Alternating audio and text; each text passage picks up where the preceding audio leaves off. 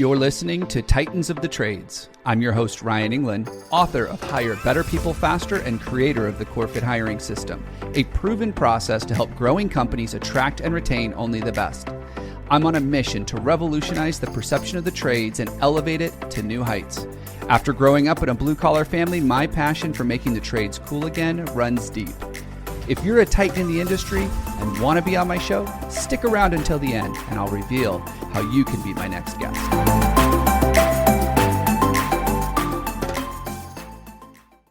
Today's topic is one that might make you feel a little uncomfortable, or it might get you thinking, this is what you need to transform your business. It's very powerful. Today's guest is a speaker, an author, and a coach, and she teaches a process to help you lead from the inside out. Today's workforce is completely different than what we grew up in. We need to learn to be able to navigate the differences. She's going to have a great topic here, great way to understand it so that we can apply these principles not only in the work we do, but we can also work with our field leaders to make it happen. I wanted to introduce today's guest, Erin Thorp. Erin, welcome to the show. Thanks for having me. All right, so empathy. We're going to talk about empathy today. I love it. I love this topic. I cannot wait to hear your take on it. When I think about construction leaders, especially in the field, I don't think empathy. Nope, most people don't. I don't go there. That's not where I start. So help me understand this. What is something that we're going to learn today? What's a myth that you want to challenge our listeners with? Something that'll change their mindset, make them walk away going, that's different. What's the biggest myth that you see in the work that you do?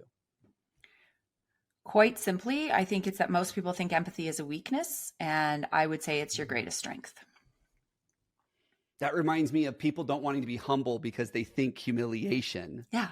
Which is not good. Which is not. But humble and being humble and humility is a good thing. So elaborate on that for me. Talk to me about that being weakness versus strength. What do you mean by that? Well, I think a lot of people think empathy equals just this like super messy display of emotions, or that they have to be super accommodating and nothing will ever get done. And we'll all just sit around and sing Kumbaya and we'll just care about how each other feels all the time. And we won't actually do any work. Like that's the myth, right? They see empathy and they're like messy emotions and people stuff, and I don't want to go there. Well, I think some people, they get confused. I know for me for a while, I was confusing empathy and sympathy. Absolutely. And they are way different. Can you explain that for us? Yes. What's your take on that? Yeah. So sympathy is like feeling sorry for someone and feelings of pity and sorrow. And if you think about that, like when I hear that and I go, I don't want someone to pity me, like, ew, that just sounds terrible. And so sympathy, when we express it, usually drives people away because it's not a connecting emotion. It's like, because we're coming at it from that, like, super crappy that that's happening to you. Right. Whereas empathy is feeling with somebody, not for them, but with them. And I think the hard part for most of us is it requires that we connect to our own emotions, which in construction, we do a lot of work to disconnect from our emotions. Yeah. No, so the sympathy is, that's what people think. This is what I believe. I think people think when you say empathy, they go to a place of, well, I don't want to be sympathetic because that's that spiral and we go down it together and I don't want to do that. Yeah. And empathy is more powerful, more constructive, and can actually lift the whole team up. Is that fair? I think, yeah. And I think as leaders, it gives us this really, I look at it as like, it's a really important part of the people equation. It's information you need to make good decisions, right? Regardless of, I mean, maybe it's a project decision or a team decision or how are we going to approach this problem decision, but you need that information about where everybody's at to be able to make the best decision because you need people. Yeah. Like construction, we still need people to do this job. I mean, some of it is automated and some of it's happening by itself, but the large majority of the construction and building world, like we still need people to do this work. it's going to be a long time before robots are building everything Right? and Yeah. troubleshooting everything. It might not even happen in my lifetime. Yeah. Like that's how long Yeah. I think it's going to be before that happens. And I think that I love what you're saying, because in the work that we do at Core Matters with helping recruit and attract the field employees, which not a lot of people want to get into the field employees because it's weird and different and messy and not always a lot of money in it and high volume and turnover and all of those other things that we have to solve if we want to attract more people, not to just the current jobs, but to the industry. Yeah.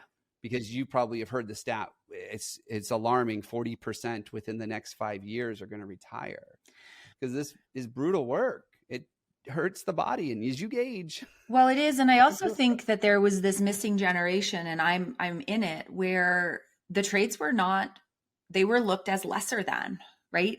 And so it was like, go to university, become a professional, do all these things. And I think we've really missed the boat on the fact that, like, we all still drive cars. We all still need houses built. We all still have toilets and lights and all these things that need to be maintained. And who do we call? We call tradespeople. Yeah. Right. We need them. And it's not a lesser than career. And I do see that dialogue changing. Like, I have teenagers who are now entering this world, and like my son's super excited to go into trades, and because he sees it as like a way to just stay physical and use his hands and not be stuck behind a desk all day. And he's excited about it. Right. So I'm hoping to make an impact so that he wants to stay there. Right. So that he doesn't get out there and get this awful leadership experience and then decide to leave. I love that. We have this missing generation, like you just mentioned, and I do agree that they looked at the trades as their plan B. Yeah. Right. I'm going to go to college. If that doesn't work out, then I'll do this. And we're starting to see now that didn't work out for a lot of people. Yeah. But it's interesting to me when you think about the way we just operate, especially in North America. The first thing we do, get up in the morning and we grab our phones. Mm-hmm. As long as the phone charged, I don't think a second about the electrical grid. Yeah. I don't care. My phone's charged. I'm good. Yeah. So I get in the car, and as long as it starts up, I don't think for a second about the mechanic. No. I don't think about the pipeline to get the fuel. I don't think about it as long as it works. Yeah. But the second it doesn't work, then all of a sudden I freak out. I don't know what to do. Yeah. But one of the things that I think happened with that missing generation is we didn't appeal to the parents enough. No. In the industry. And I love what you said about you're having conversations with your teenagers. The parent is having conversations with the child. And there's so much emphasis on, well, I'm in the high schools and I'm in the trade schools. Who's in front of the parents having these conversations? Which again is a whole separate episode in of itself. Totally. Right? There's so many forks in this road we could go down. Yeah, but let's get back to empathy for a minute. So give me some examples. And I'd love it if you have both good examples and bad examples of a field leader putting on the empathy hat. Yeah, absolutely. How should that show up, and how do you normally see it show up so that our listeners can go, oh yeah, so that's not what we're doing. That's what we need to do. So I started out, like, I was an engineer. I went into construction management. And so from like, I don't know, I was like 22 years old, and on these job sites, first only female, like we didn't even have females in the trades 25 years ago, or many, and they definitely weren't on my job sites. So good examples of field leaders is I show up on one job site. He's already understood that first I need a separate bathroom, right? Like he's got it. So I'm like, thank you, because there's many a job site I show up to and there isn't. And, and it's like, sometimes I've been on job sites where there's only urinal facilities, and I'm like, that doesn't work for me. Right. And telling me to like go to the coffee shop down the road every time I need to use the restroom is not a solution. Yeah. Right. It doesn't make me feel included. So that's just like a super small example, but everything from, another one would be like, I express emotion differently than most men. My go-to when I get overwhelmed or frustrated, or I start to have big feelings, is I start to cry. I get quiet and I start to cry. Do I want to cry? No. Would it be my first go-to if I had a choice? Probably not, but that's where I go to. Most of the men that I've worked with in my career, they don't go to crying, right? They go to throwing stuff, yelling louder, screaming, slamming doors, walking out. Like they have a different expression of emotion. And so for like many, many years, almost a decade, the feedback I got was like, you need to be tougher. Mm. And it wasn't until I was probably about 12 to 15 years into my career where somebody actually told me, they're like, actually, Erin, I don't think that you need to get rid of this thing. I think you need to start to use it because you actually have a really good beat on everybody else's situation in the team. Like, you know what's going on with people before they even tell us. And I want to lean on that. And I want to use that strength in you. And I'm like, a strength? Are you kidding me? What are you talking about? Like, I have been trying for 12 years to toughen up and to get my game face. And now you're here telling me I should use this? I was so confused. And yet when I leaned into it, I stopped being taken off guard by my own emotions because I was allowed to feel them. So now they weren't as big and they weren't as crazy and overwhelming. And also I could connect with other people because that's how human beings connect. We connect on an emotional level. Yeah. It's interesting. You brought me back to an event that I had real early on when I started doing this. So when I transitioned from marketing, chief marketing officer, that kind of stuff into this recruiting side, which if you don't know, I think is a marketing activity anyways. Yes. So it works out. I'll never forget. I was sitting down with an owner of a construction company and he goes, I'm not interested in this warm, fuzzy, fluffy, emotional stuff. We don't do emotions on our job site. And I looked him square in the eye and I said, let me ask you a question. When's the last time that you had a foreman throw something or curse someone out or hit something or someone? He's like, happens all the time. In fact, I just got a phone call. It just happened about an hour and a half ago. I go, that's called emotion. Yeah. Yeah. It's us channeling the wrong type. Exactly. People shouldn't have to be fearful for physical harm on a job site. Construction's difficult and scary and dangerous enough as it is. Totally. We shouldn't have people going this path. I love that you had a leader that saw that in you and stepped up and said, hey, we can use this. Yeah. But you brought up a great point, is I think a lot of times leaders, they want to do some of this, but they don't have the tools, they're not equipped, and it causes confusion. Yeah. Like, wait a minute, for 12 years, I've been told that this is a weakness and I need to toughen up. And now you're telling me it's not? Like, I don't know what to do. Yeah. And we have this saying, confused people do nothing. Yeah. And so when you confuse people, you lose them and they don't do anything. And then they end up not being productive. So how can people okay, they get it. They're like, Erin, I'm bought into this empathy thing, but I got 30 years of stuff to unlearn and I'm willing to go do it and test it out and see how it works. But gosh, I fumble over myself and my people are confused and they're like, who are you? What's going on? Yeah. What is some ways that people can say, hey, what's a baby step they can take into being a little bit more empathetic with their team or actually putting themselves in a situation where like, I get it. Yeah. I have this thing, it's like inside out. Like you need to do the inside work first. So most of us want to start being more empathetic with our teams, but we don't want to feel anything ourselves. We're like, no, I don't do emotion, right? Just like your leader, you're like, nah, that's not for me. I don't do that. If you are a human being, you are an emotional being. Like this is just part of how we are built.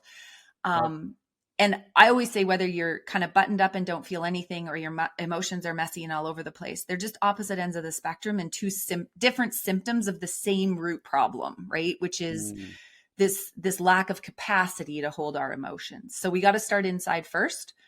We got to start feeling our feelings. And the simplest place is like in the shower, right? Every morning when you're in the shower, just like check in. What am I feeling? And it'll start with like, I don't know. Because that's usually where we start. We're like, I don't know what I'm feeling, right? Maybe by day 4, you're like, oh, I'm feeling a little tired, or I'm feeling a little like worn out or a little bit overwhelmed. The more you do it, right, it's a muscle. It's like you might only do 1 push-up the first time you start, but if you do it day after day after day, by the end of the week, maybe you get to 5, right? Empathy is a muscle in our brain, not in our physical body, but it's a muscle in our brain. It's a neural pathway we have to strengthen. And so I just say start in the shower, because for some people, they're going to feel some big stuff and there might be tears involved. And so the shower is a nice, easy place. Nobody has to see it, right? Safe. Washes it all away. It's a safe space. And it's kind of defined. It's limited. I'm only going to feel while I'm in the shower, right? Because again, when people first start, the concern is, I can't let this take away. Like, I can't feel this all day long. If I open up a little bit, it might carry me away. Mm-hmm. And so the shower is like a finite container. It's fixed. It's a duration of time. You're like, I only feel in the shower when we first start. I love that. So as you're talking about that, so eventually a week, 2 weeks, a month go by, you're feeling it, you're embracing it, you're going, oh, maybe there's a chance for me to step out now and share that with someone on my team. Red alert, red alert, red alert. They're going to think I'm weak. They're going to think I'm soft. Never mind.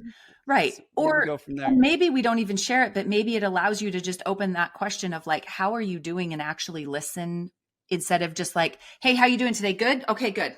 Right. Like, because that's really how most of that interaction goes, right? We just want people to say we're fine. Yeah. We're fine. We're good. So maybe it starts to change that interaction, and you go, hey, how are you doing today? Like, I'm really curious. What's going on for you? And sure, that may send up a red flag in your team, and they may go, whoa, what's wrong with, Joe today? Like, I don't know what's going on with him. But that's where you would start, because again, once you start to realize that your own emotions aren't as scary as we think they're going to be, then holding space for other people's emotions isn't as scary as we think it's going to be.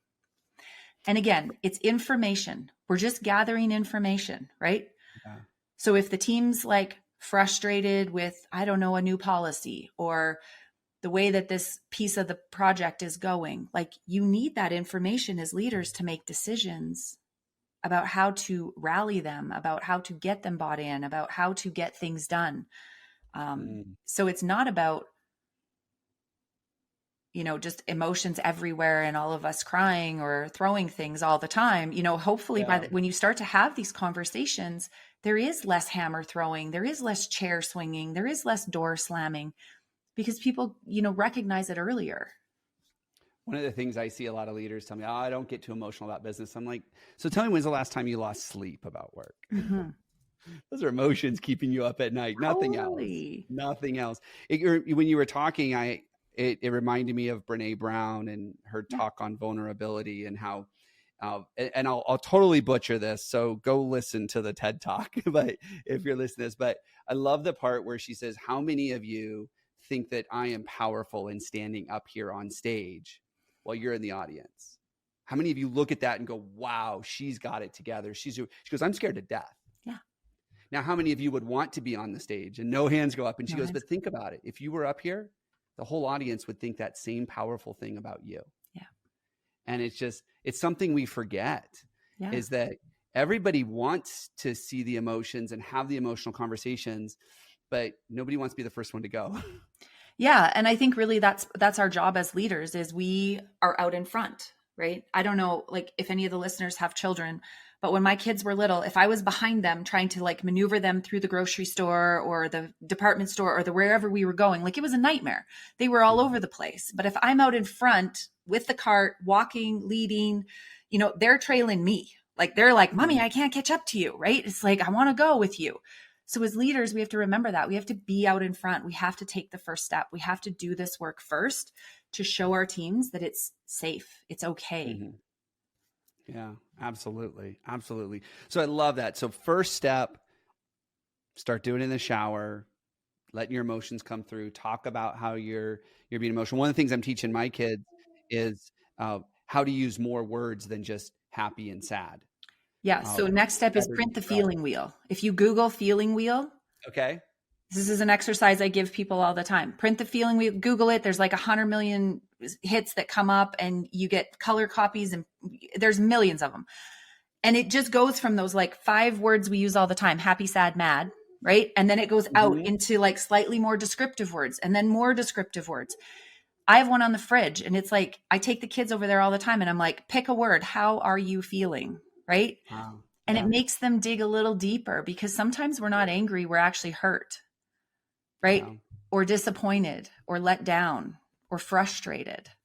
But we numb. call it. I'm Googled it. See? Numb. I would never say numb and angry would be on that same spectrum. But it is. It is.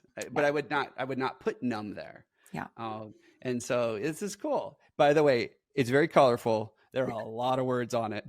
A There lot of are work. there are some black and white versions, but that's a great thing. Like we need to build our vocabulary. So again, when you're in the shower, you're like, no, really, like how am I feeling? So that when people come to you and they go, well, I'm just pissed off today, or whatever. Hopefully, it's okay that I curse on your show, but this is a show about construction, so Yeah, I know. It's mostly construction people right. listening. So it's like, they'll say that and you're like, yeah, okay, but what does that mean? Right? Like, Yeah. why are you feeling that way? Like, what's really happening? And that's the part where you'll start to connect with people and you will get more information out of that conversation as a leader than you ever thought possible. And you will be able to use it in moving forward because I think people think empathy moves us backwards. It moves us I think it's away feeling from the sorry goal. for people. I think Feeling that's where sorry for people go. people, Yeah. emotions are going to slow us down. It's just, it's messy. Well, is what you're doing not just as messy? Yeah. Like, you gotta, yeah. So, I hear leaders, mostly owners, tell me, gosh, I just wish people would care as much about the business as I do, or even get close. yeah, And what I say to that is, if you don't care that they've got personal stuff going on, they'll never care. divorces and financial issues and mental health issues, a big one right now. I mean, Huge. for those of you that don't know, the construction industry's suicide rate is 5 times the national average. Mm-hmm. Like there's some mental health stuff going on. I know we all talk about it and we have our safety programs to address it. We talk about it in our toolbox talks, but we never equip our leaders on how to deal with that stuff. No. And that's what you're talking about, though, is really being equipped with the tools to have these conversations and not be afraid of them because it's real life. It is. And we all have them, it's no different than, this is the thing, and I had a long career in construction is every couple of years, you're re-upping your skills to deal with cuts and breaks and bruises and band-aids and, slings and CPR and all this stuff. Never, ever, ever in my 22-year career was I ever equipped from a work standpoint to have a people conversation about what was going on. Yeah. Right.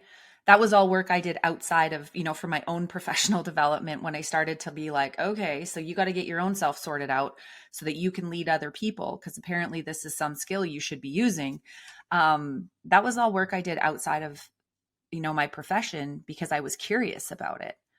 Yeah. But I'd love to see us like, let's bring this in as that, every couple of years we're teaching people, or even every year, like, let's teach you how to have these conversations, how to use this muscle.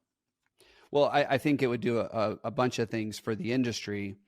One of the things that I really want to see is I want to see the trades become cool again. Like you said, like we skipped this whole generation. And I think back to that picture of the guys sitting on that I-beam at the top of the tower in the 30s, right? New York. Yeah. Like I've heard stories of kids going, that's what I want to do when I grow up.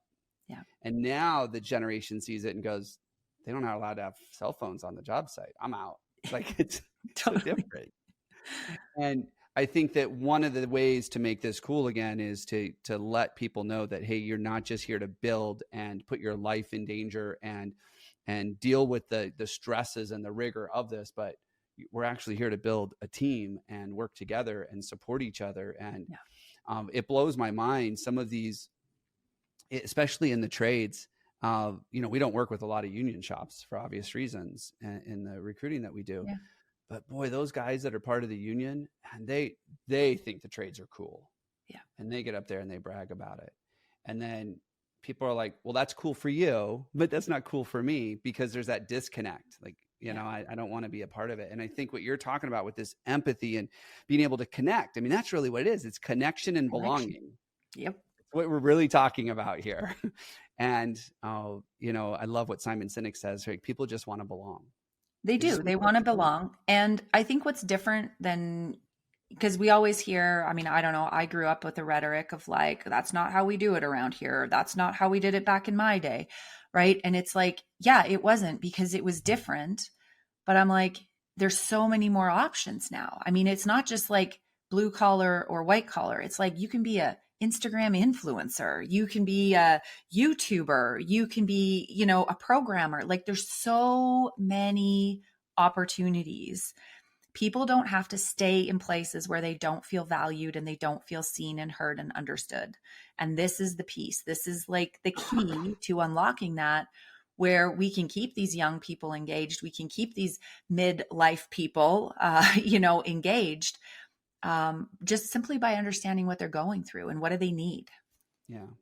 Yeah. They don't leave their personal life at the door as much as we want them to. As much as we want them to. They do not. They bring it with them. We coach I see a lot of companies that will fire someone because they're late in their first 90 days. You're late once, you're fired. Yeah. They never will sit down once and ask them why they were late. Yeah. What happened? They don't care. Yeah. It's Help me understand. You're late, you're fired. You're done. And we can't continue that. That's not going to help. There's not enough choice of people, but also like, my God, the cost of these companies doing that, this one conversation could save them so much money. Yeah. I mean, I have a stat that I got from SHRM, which is entry level. The minimum cost is $4,906. The minimum cost to hire one person. Yeah. And it's way more than that. But that's what SHRM could put numbers around. Yeah. Yeah. As So soon as you put a skilled person in, forget it. Yeah. Yeah. So training them in these conversations is a lot more cost effective. Absolutely. Absolutely. So connect with your feelings and then go out there and just ask other people about how they're doing and listen. I have a friend. It reminds me, I have a friend. He says, he goes up and people ask him, how you doing? He's like, horrible day. And they're like, that's good. Like, they're not even listening. No, I know. He does it. And they're like, wait a minute, you're having a horrible day. Like, they weren't even listening. They were on autopilot. Yeah, because we're listening to respond, not listening to understand, right? Absolutely. That's the difference. And so many of us are. There was this, I don't know who said it, but it's like we have 2 ears and 1 mouth to be used in that ratio, right? Yeah, absolutely. Yeah. Absolutely. You know what, Erin, this was awesome. We could keep going.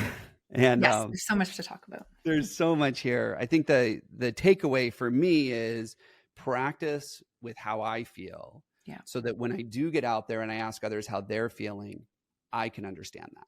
Yeah. And I can empathize with them. Yeah. Not sympathize, not go down the spiral of woe is us, but actually have empathy.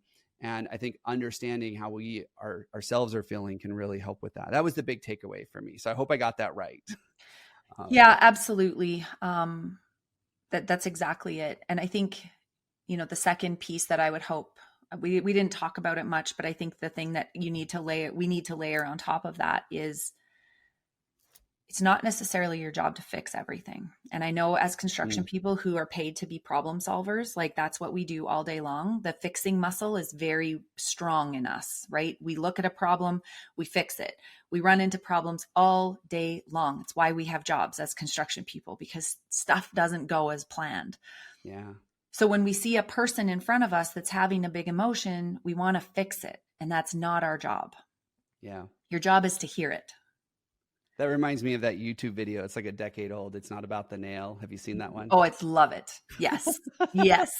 If you haven't seen it, go look it up because it's fabulous. Yes. And that's great. Just it. It's not about the nail, right?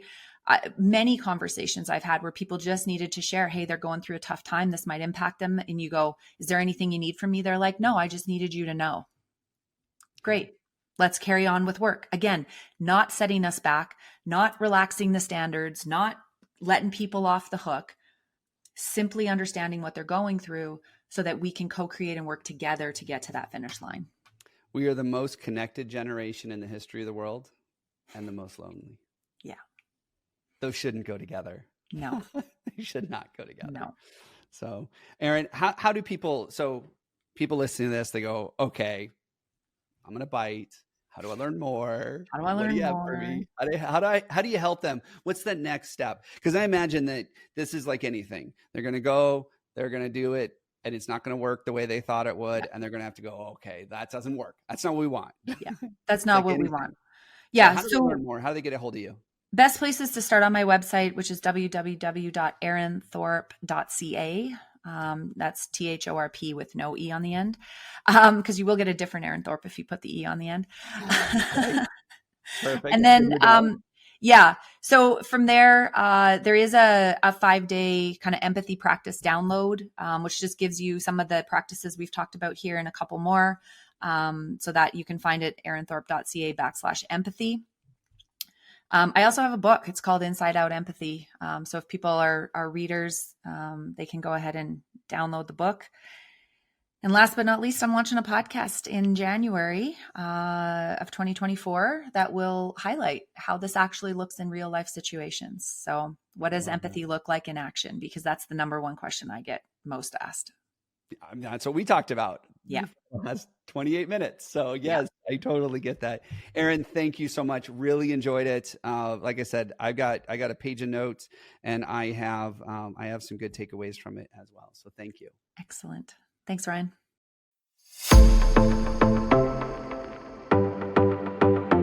Ryan Englin here. Thank you so much for listening to Titans of the Trades. If you're a titan in the construction, manufacturing, or skilled trades industry and would like to be a guest on my show, please visit podcast.corematters.com. If you found value in this interview, would you share this episode on social media? Just do a quick screenshot on your phone and share it with a friend or post it on social. And if you know someone that would be a great guest, tag them on social media to let them know about the show and include the hashtag Titans of the Trades. I love seeing your posts and guest suggestions. We are regularly putting out new episodes and content. To make sure you don't miss any episodes, click the subscribe button. Your thumbs up, ratings, and reviews go a long way to help promote the show and get me one step closer to solving the labor crisis facing the industry. Want to know more about how we're doing that? Go to our website or follow me on LinkedIn. Thanks for listening.